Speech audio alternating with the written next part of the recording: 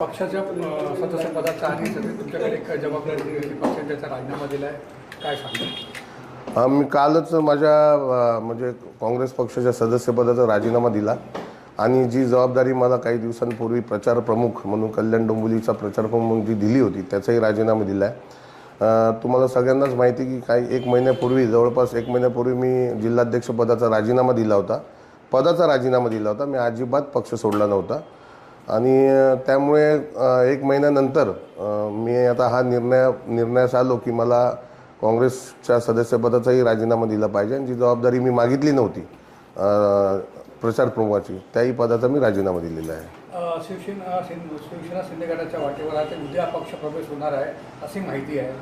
नाही बघा, मी वास्तविक तुम्ही जर बघितलं असेल तर अनेक दिवसांपासून जे पक्षप्रवेश होत आहेत ते आज राजीनामा देतात आणि दुसऱ्या दिवशी पक्षामध्ये प्रवेश घेतात. मग तो भाजप असेल किंवा सेना असेल. पण मला राजीनामा देऊन एक महिना झाला, मी कुठल्याही पक्षात गेलो नाही.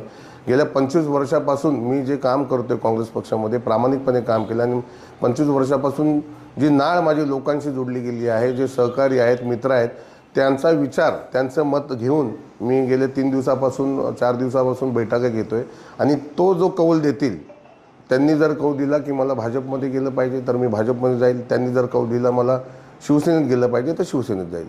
उद्या तुमच्या पक्षप्रवेश आहे शिवसेना शिंदे गटात उपमुख्यमंत्री एकनाथ शिंदे यांच्या उपस्थितीत ही माहिती आहे.